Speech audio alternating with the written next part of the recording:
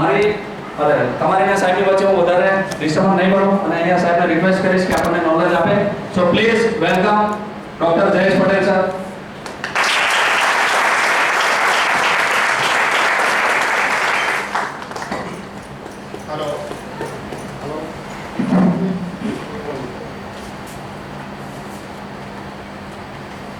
Hello, आवाज आ रही है? यस। धन्वंतरी कंपनी में आप सभी का स्वागत है। आज ये जो सेशन है एक्चुअली ये ट्रेनिंग का है, उन लोगों के लिए है जो इस सिस्टम में ऑलरेडी जुड़े हैं। शायद कुछ लोग ऐसे आए होंगे जो नए होंगे फर्स्ट टाइम, वो भी सुन सकते हैं, कोई प्रॉब्लम की बात नहीं है, क्योंकि इसमें हम लोग ये सीखने वाले हैं कि इस प्रोडक्ट का बिजनेस पूरे हिंदुस्तान में आप किस तरह कर सकते हो और हेल्थ को किस तरह हिंदुस्तान में फैला सकते हो, वो हम देखने वाले हैं। तो पहले हम लोग बात करेंगे प्रोडक्ट के बारे में कि एक ऐसा यूनिक प्रोडक्ट इस कंपनी के थ्रू लॉन्च किया गया है जिसको हम अभी देखने वाले हैं।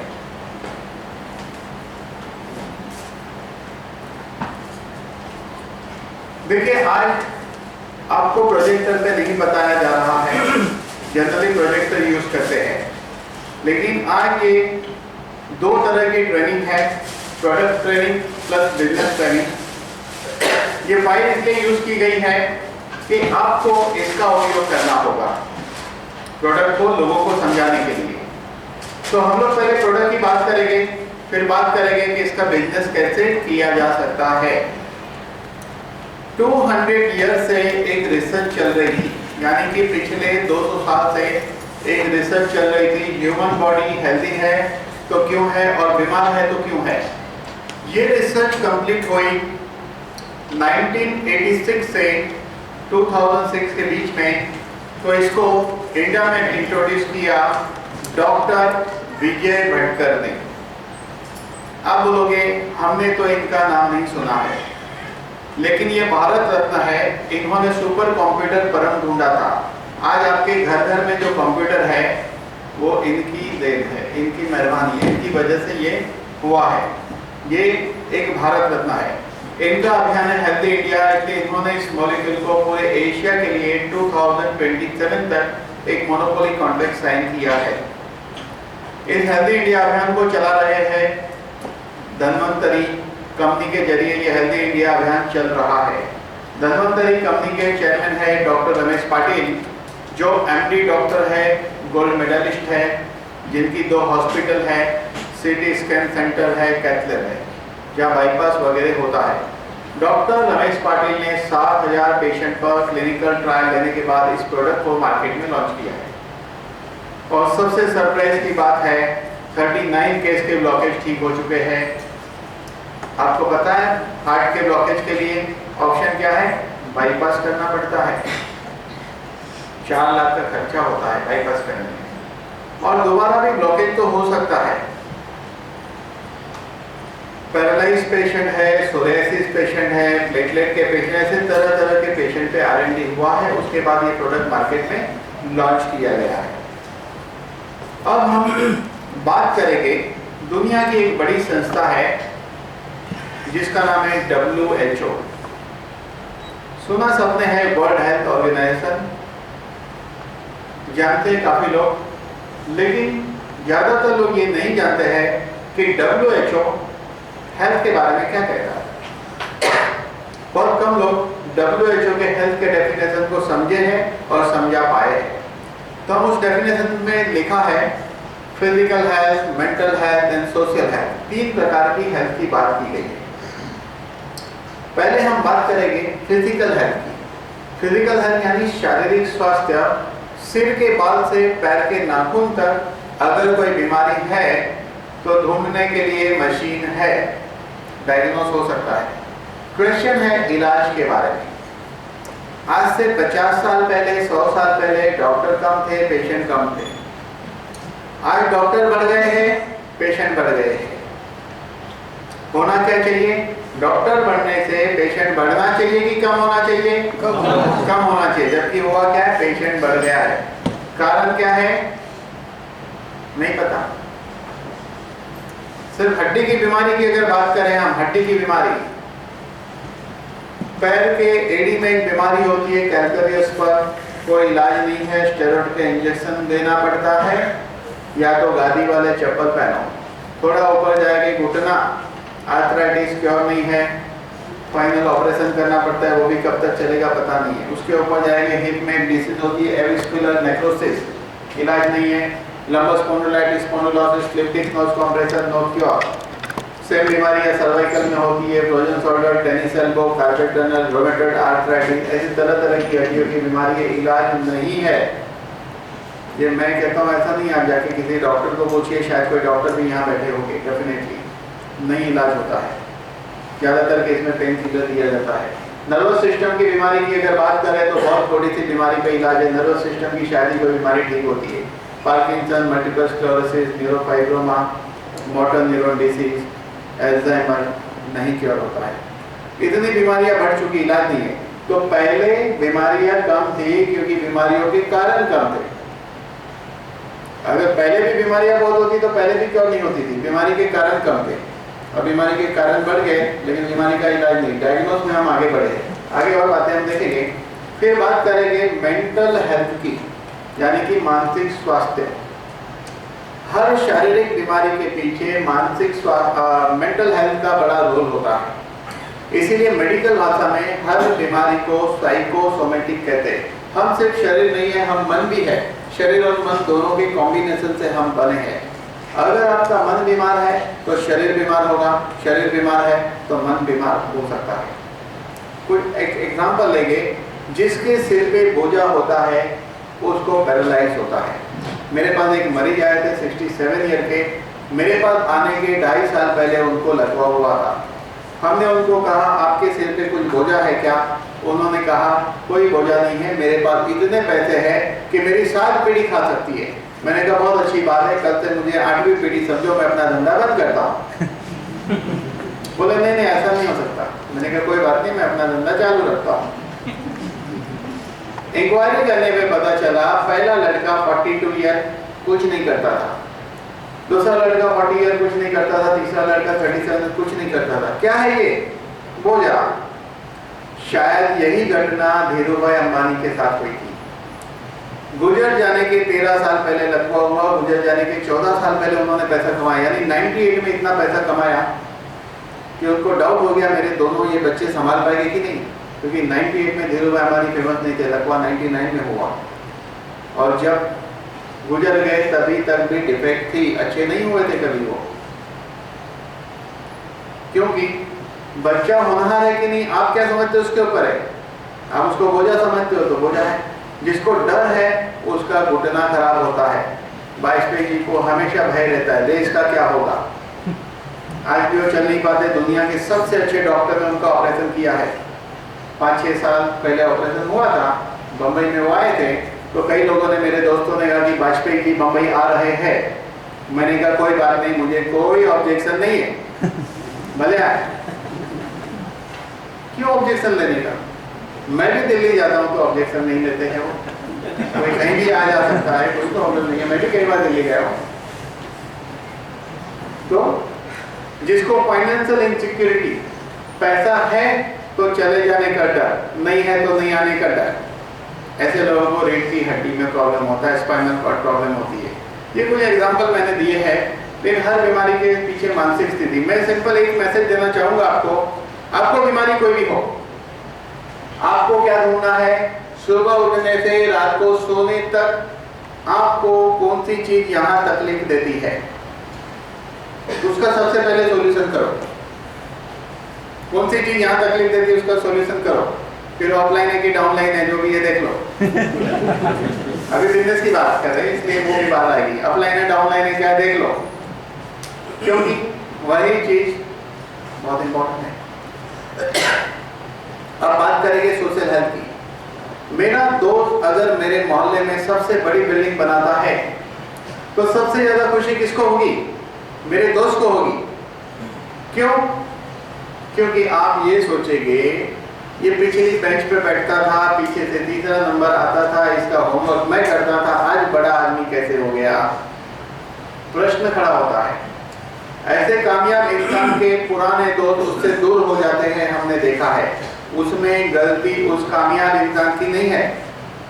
नाकामयाब दोस्त की जेलसी, ईर्ष्या की भावना दिख रही है उसमें। मैं कहता हूं अगर आपका ऐसा कोई दोस्त कामयाब है, आपका कोई दोस्त ऐसा कामयाब है, तो उसके टच में रहिए बिल्कुल। और ये देखो कि इस आदमी के अंदर ऐसी क्या खासियत है जिसकी वजह से ये इतना कामयाब है और इसने एक बिल्डिंग बना ली। और आप तो अपने आप को होशियार समझते हो, उसका सीक्रेट आपके समझ में आएगा तो आप 4 बिल्डिंग बना लेना, क्या प्रॉब्लम है। अभी देवेंद्र भाई ने सूरत में एक मॉल बनाया, यहाँ बैठे हुए किसी को तकलीफ नहीं होगी क्योंकि आप कोई नहीं जानते उसको। जानते हो क्या कोई? नहीं है। आपको कोई तकलीफ है क्या? नहीं है। काश आपका दोस्त बनाता तो कुछ ना कुछ चलता है यहाँ पे, है कि नहीं? इसलिए हम जिसको जानते हैं उससे कोई प्रॉब्लम नहीं। मेरी गाड़ी आ गई तो पड़ोसी को प्रॉब्लम, पड़ोसी की आ गई तो मुझे प्रॉब्लम, गड़बड़ शुरू हो जाती है। आप बोलते हैं इसको गाड़ी कैसे आ गई, ये तो कुछ करता नहीं, निकम्मे की तरह घूमता रहता है। आपको क्या मालूम वो कहाँ जाता है, कितनी मेहनत करता है, क्या क्या करता होगा वो बेचारा। हर कामयाब इंसान के पीछे उसका एक इतिहास होता है, उसका एक हार्डवर्क होता है, उसकी अपनी एक सिस्टम होती है। ऐसे कोई कामयाब नहीं होता है। समाज का क्या मतलब है? समाज का मतलब ये नहीं है कि पूरा हिंदुस्तान, समाज का मतलब ये नहीं है कि पूरा गुजरात, समाज का ये नहीं मतलब है कि पूरा सूरत। आपको कोई मतलब नहीं है पूरे सूरत से, पूरे गुजरात से, पूरे हिंदुस्तान से। समाज का मतलब है मेरा पहला समाज मेरा घर है। मेरी फोटो मेरे घर में कैसी है बहुत इंपॉर्टेंट है। आप बाहर तो बहुत अच्छी अच्छी बातें करते हो और घर में आपका वर्तन ठीक नहीं है तो आपकी गड़बड़ घर से ही शुरू हो रही है। गड़बड़ जड़ में ही है। तो मेरा पहला समाज मेरा घर, मेरा दूसरा समाज मेरा पड़ोसी। कल उठ के कुछ होगा तो सबसे पहले पड़ोसी काम आता है। दोस्त और रिलेटिव तो दूर रहते हैं ना, वो तो बाद में आएंगे। तो दूसरा समाज है मेरा पड़ोसी, तीसरा समाज है मेरे बिल्डिंग के लोग, चौथा है मेरे मोहल्ले के लोग, पांचवा है मेरे दोस्त, छठा है कि मेरे रिलेटिव और सातवां है कि मेरे कुछ परिचित लोग। यही समाज है। अगर आप 1000 आदमी को जानते हैं तो आपका समाज 1000 है। अगर आप 10,000 आदमी को जानते हैं कोई भी तरीके से, चाहे वो रिलेटिव हो, पहचान वाला हो, कोई भी हो, वो आपका समाज है। जिसको आप जानते नहीं उससे कोई मतलब नहीं है।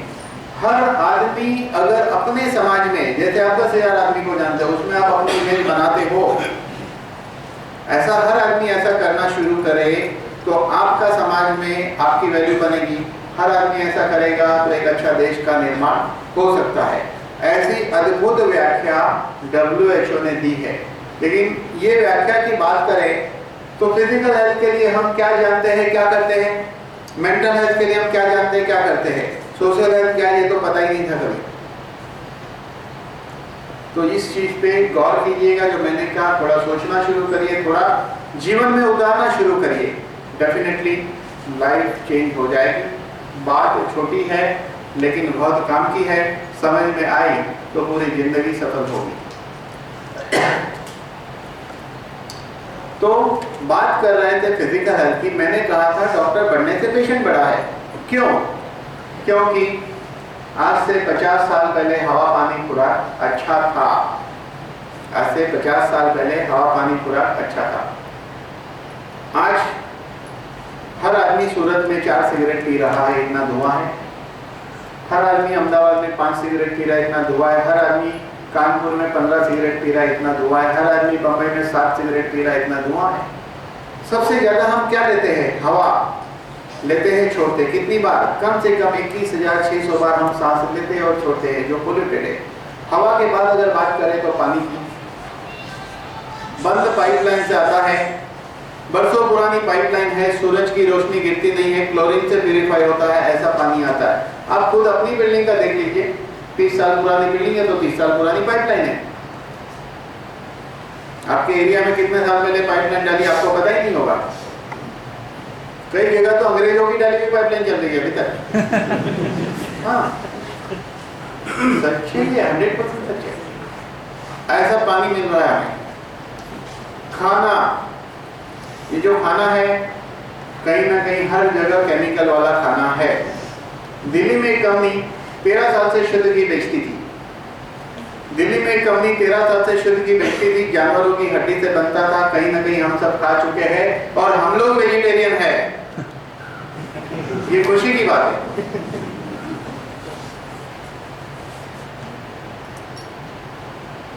खा ना, लेकिन शादी में गए तो सब भूल जाते हैं।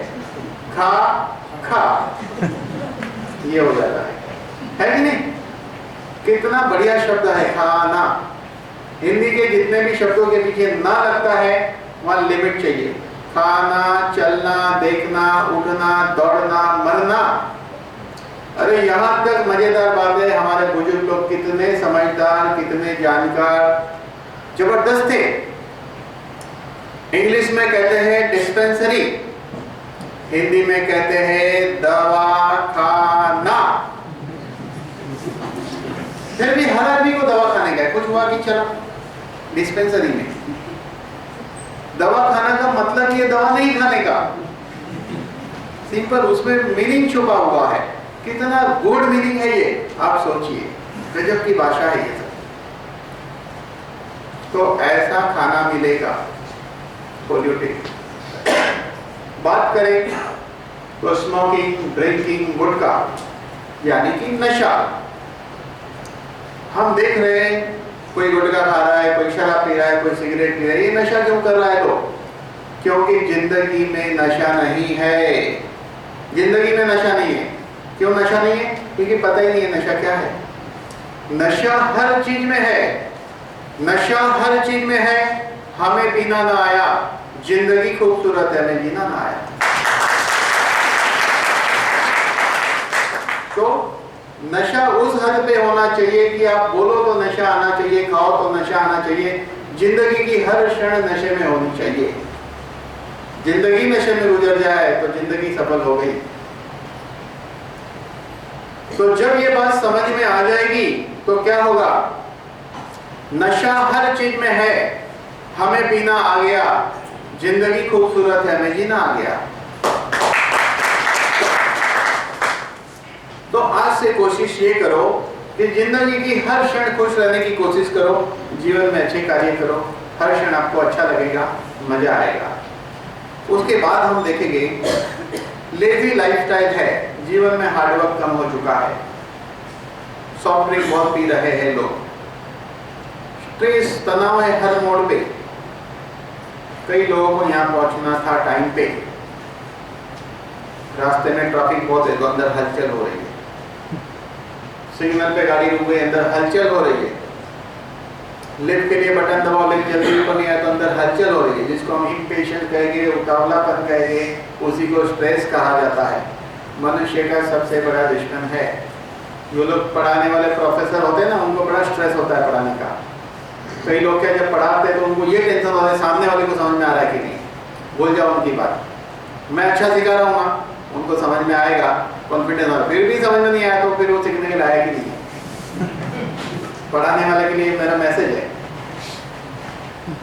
स्ट्रेस लेने का नहीं, टेंशन की बात नहीं कर रहा हूँ, टेंशन तो लेना चाहिए, स्ट्रेस की बात है, और लेके तुरंत दे देना चाहिए। ले भाई पास पास करते जाओ, पास करते जाओ, टेंशन लो और दो, रखने का नहीं पॉकेट में। इसके अलावा सुपर बग्स यानी कि वायरस, आज एमडी डॉक्टर के लिए भी सबसे बड़ी समस्या है वायरस। वायरस और दवाई की दौड़ में वायरस जीत गया है, दवाई हार गई है। एमडी डॉक्टर को यह प्रश्न है कि मैं कौन से वायरस को कौन सी दवाई दूं। डे बाय डे नए वायरस आ रहे हैं। इसके अलावा हम लोग 700 प्रकार के रेडिएशन में जी रहे हैं। हर इलेक्ट्रॉनिक डिवाइस से इलेक्ट्रोमैग्नेटिक फ्रीक्वेंसी निकलती है। सबसे डेंजर और पावरफुल रेडिएशन होता है मोबाइल फोन का। लास्ट संडे के गुजरात समाचार में आया था और कंटिन्यू आर्टिकल आज आया होगा, आज मैंने नहीं देखा है। लास्ट संडे के पेपर में बताया था जिस जिस बिल्डिंग पे टावर लगे हैं उस बिल्डिंग में अलग अलग मरीज पैदा हो चुके हैं। एक जगह टावर लगा तो वहाँ 4 मरीज कैंसर के थे, पेपर में दिया है। कई जगह बीपी के और हार्ट के मरीज बढ़ चुके हैं। जिस बिल्डिंग पे टावर लगा है उस बिल्डिंग का खुद जाके सर्वे करिए कि टावर लगा कब से कितने लोग यहाँ रहते थे, कितने हेल्दी थे, अगर आप एनालिसिस करेंगे तो आपको सरप्राइज होगा कि यंग लोग भी वहाँ बीमार पाए जाएंगे। इतना नुकसान है। ऐसे हालात में हम जी रहे हैं इन दिनों, तो क्या उम्मीद कर सकते हैं हम बीमारी ठीक होने की?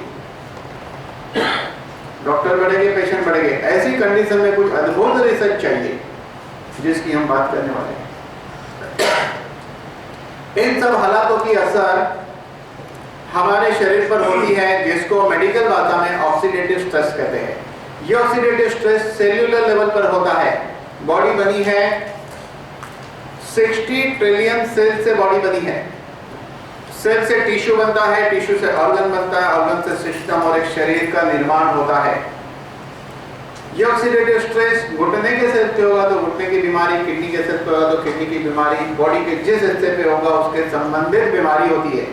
देखा गया है एक आम आदमी की जिंदगी की 40% कमाई डॉक्टरों के इलाज में जाती है। पैसा बड़ी मेहनत से आता है। जिंदगी में ऐसा नहीं होना चाहिए कि हमारी मेहनत की कमाई व्हाइट कोट या काला कोट वाला ले जाए।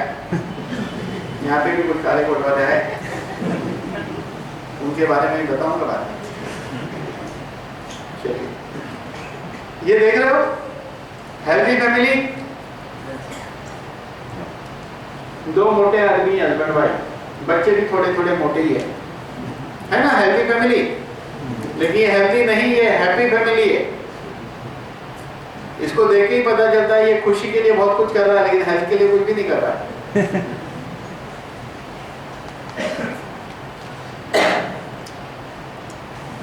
ये गाड़ी है जिसके लिए हम क्या करते हैं? धोने के लिए एक आदमी रखते हैं। बराबर नहीं धोया तो उस पर गुस्सा भी करते हैं। हर 3 महीने में सर्विसिंग कराते हैं। हर 2-4 दिन में पेट्रोल भरना पड़ता है रिक्वायरमेंट के हिसाब से, है कि नहीं? इसकी केयर करनी चाहिए। इसको धोना चाहिए, साफ रखना चाहिए, सर्विसिंग करना चाहिए, क्योंकि बहुत पैसा लगा है। 3 लाख, 5 लाख, 10 लाख, 20 लाख की आती है। ये शरीर है, फ्री में मिला है, इसकी सर्विसिंग नहीं करते हैं, इसकी चिंता नहीं करते हैं, नहीं करनी चाहिए। सही बात है, 100% सही बात है, क्योंकि यही कर रहे हो आप। बिल्कुल नहीं कर रहे हो, मुझे पता है। लेकिन दूसरी गाड़ी खरीदी जा सकती है, दूसरा शरीर नहीं मिल सकता। अरे पुर्जा आप किसी का नहीं ले सकते हैं, किसी का ब्रेन या हार्ट या दिल ले सकते हैं, हार्ट नहीं। लिवर कोई पुर्जा नहीं, ली हुई किडनी 2 किलोमीटर से ज्यादा नहीं चलेगी। कब धोखा देगी कुछ पता नहीं, गारंटी नहीं है जब तक बॉडी के साथ उसने ट्यूनिंग नहीं किया। बहुत डिफिकल्ट काम है। तो ये अनमोल है, इसको तोलने के लिए पृथ्वी का साम्राज्य कम पड़ेगा, इतनी कीमत शरीर की है।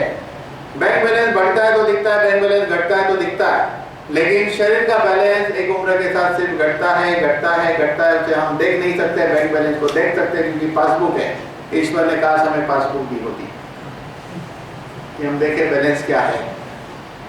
दी होती तो बहुत अच्छा होता था, आप उसको देख देख के तो जी सकते थे कम से कम, लेकिन नहीं दी है। तो बैंक में पैसे के रूप में आपकी संपत्ति है, किसी ने गोल्ड के रूप में, डायमंड के रूप में, जमीन के रूप में अपनी प्रॉपर्टी बसाई है। लेकिन शरीर में जो अनमोल है वो है शरीर के 90 मॉलिक्यूल। शरीर में जो अनमोल चीज है, हमारा असली खजाना, असली संपत्ति है, वो संपत्ति हमारे शरीर के 90 मॉलिक्यूल। ये 90 मॉलिक्यूल ही कीमती है।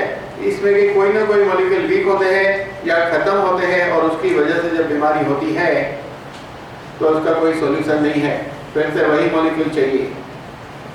तो धन्वंतरी कंपनी बहुत ही नॉमिनल दाम में ये 90 मॉलिक्यूल रिफिल करने के लिए इम्यूनिक नाम की कैप्सूल लाया है, जिससे हम रिफिल कर सकते हैं 90 मॉलिक्यूल को। ये 90 मॉलिक्यूल क्या है? बच्चा जब पैदा होता है और माँ उसको पहले 3 दिन दूध पिलाती है, उस पहले 3 दिन के दूध से बच्चे को 90 मॉलिक्यूल मिलता है। जिंदगी में एक बार मिलता है, फिर कभी नहीं मिलता है। ये 90 मॉलिक्यूल जिंदगी भर साथ देंगे, तो आप जब तक जिंदा हो बीमारी नहीं होगी। लेकिन ऐसा नहीं होता है। ये मॉलिक्यूल एक उम्र के बाद वीक होने लगते हैं और खत्म होने लगते हैं, और उसकी वजह से जो बीमारी होती है उसको ठीक करने फिर से वही मॉलिक्यूल चाहिए जो हमें एलोपैथी दवा, होम्योपैथी दवा, आयुर्वेदिक दवा, यूनानी दवा या फूड सप्लीमेंट या विटामिन की गोली से नहीं मिलता है। कहां से मिलेगा?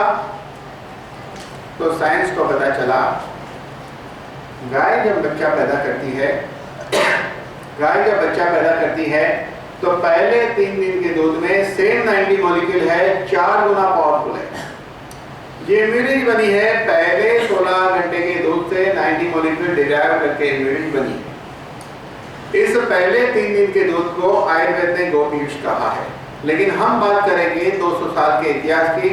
18वीं सदी में इसको व्हाइट ब्लड कहते थे। 19th सेंचुरी में रूमेटॉइड आर्थराइटिस के ऊपर रिसर्च हुआ है। इटाली के डॉक्टर इन्फेंटाइल बच्चे की बीमारी में इसका उपयोग करते थे। डॉक्टर अल्बर्ट सेबिंग ने ढूंढा कि गाय के पहले 3 दिन के दूध के अंदर पोलियो का एंटीडोट है। ये रिसर्च 1986 से 2006 में कंप्लीट हुई। परफेक्टली हर मॉलिक्यूल प्रूव किया गया। उसी तरह कि जैसे पानी में लाल कलर डालने से क्या होता है, पानी हरा होता है, सबको पता है ना? नहीं, लाल होता है। कितने श्योर हो कि पानी में लाल कलर डालने से लाल होता है? इतना ही पक्का रिसर्च हुआ है कि platelet derived growth factor, platelet बढ़ेगा ही, कार्टिलेज ग्रोथ फैक्टर, कार्टिलेज बनेगा ही, उस लेवल पे प्रूव हुआ। इसीलिए लैंसेट और पबमेड में इसका रेफरेंस है। अगर एक एमडी डॉक्टर को कहोगे लैंसेट पबमेड में रेफरेंस है, कोई क्वेश्चन नहीं उठेगा। ऐसा अद्भुत प्रोडक्ट मेडिकल का आया है। ये डॉक्टरों की मेडिकल जर्नल में छप चुका है, अलग अलग डिसीज पे काम करता है। ऐसे जिस 90 तत्वों की बात की है कंपनी ने अपने बुक में लिख कर दिए है। ये दवा होने के कारण जितने सर्टिफिकेट चाहिए वो सारे सर्टिफिकेट मौजूद है। एफडीए, हलाल, जीएमपी एंड एवरीथिंग सब अवेलेबल है। अब हम बात करेंगे, ये 90 तत्व 3 हिस्सों में विभाजित होते हैं। पहला हिस्सा है ग्रोथ फैक्टर, दूसरा है इम्यूनोमोड्यूलेटर और तीसरा है एंटीऑक्सीडेंट। पहले हम बात करेंगे ग्रोथ फैक्टर की। ग्रोथ का मतलब होता है विकास। एक कॉकरोच छोटा है, युवा है, ओल्ड है। बकरी का बच्चा छोटा है, युवा है, ओल्ड है। कबूतर और पेड़। एक बच्चा गर्भ में सिंगल सेल से डेवलप होता है, जहां पर हम उसे देख भी नहीं सकते। एक दिन वही बच्चा 5 और 6 फुट का आदमी बन जाता है। ये कैसे घटित होता है? ग्रोथ फैक्टर के कारण। तो क्या है ये growth factor? Very low molecule weight peptide को ग्रोथ फैक्टर कहते हैं। यानी कि ग्रोथ फैक्टर पेप्टाइड से बने हैं। पेप्टाइड कैसे बना है? मिनिमम 2 अमीनो एसिड और लेस देन 50 अमीनो एसिड से पेप्टाइड बनता है। 50 के ऊपर हो जाएगा तो प्रोटीन बन जाता है। प्रोटीन किडनी को नुकसान करता है, पेप्टाइड किडनी को रिपेयर करता है। ये पेप्टाइड की साइज है 0.1 नैनोमीटर। दुनिया का बहुत ही छोटा और सूक्ष्म मॉलिक्यूल है। बाल की थिकनेस है 10,000 नैनोमीटर। ये इतना सूक्ष्म, इतना छोटा है कि सेल्स के अंदर एंटर होकर माइटोकॉन्ड्रिया को रिपेयर करता है, डीएनए सिंथेसाइज करता है। अगर ये घटना हो सकती है तो इस पृथ्वी की ऐसी कोई बीमारी नहीं है जिस पे ये प्रोडक्ट काम न कर पाए।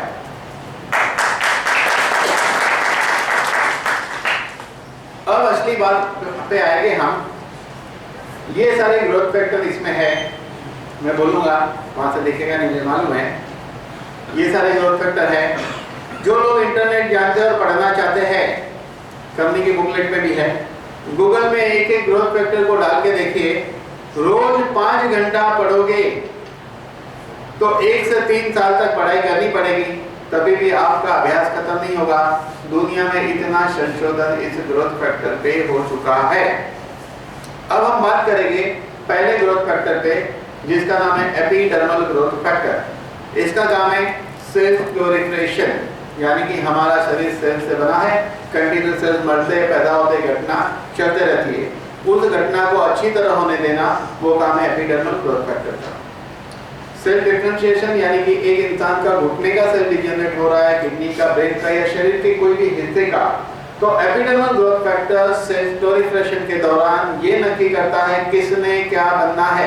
एपिडर्मल ग्रोथ फैक्टर कहता है आप जाओ किडनी का सेल बन जाओ, घुटने का सेल बन जाओ या ब्रेन का बन जाओ। जहां जरूरत है वहां वो भेज देता है। जब तक ये क्रिया अच्छी तरह चलती है तब तक आपका शरीर फिट, मजबूत और तंदुरुस्त रहता है, जिसको हम कहते हैं परफेक्ट हेल्थ। जब इसमें गड़बड़ होगी तो प्रॉब्लम शुरू होता है। एंजियोजेनेसिस प्री एग्जिस्टिंग आर्टरी में से नई आर्टरी पैदा होती है अगर एपिडर्मल ग्रोथ फैक्टर मिले तो। एपोप्टोसिस का मतलब है सेल्स प्रोग्राम डेथ। आपका सेल्स में डिसाइड है कि अब वो मरेगा, ये सेल्स की लाइफ को बढ़ाता है। कौन बढ़ाता है? एपिडर्मल ग्रोथ फैक्टर, इसीलिए उसको एंटी एपोप्टोसिस कहते हैं। नेक्स्ट देखेंगे फाइब्रोब्लास्ट ग्रोथ फैक्टर, इसको नॉर्मल लैंग्वेज में फाइब्रोब्लास्ट कहेंगे। ये वुंड हीलिंग करता है, एम्ब्रियोनिक डेवलपमेंट गर्भ के विकास में मदद करता है। गायनेक डॉक्टर कई बार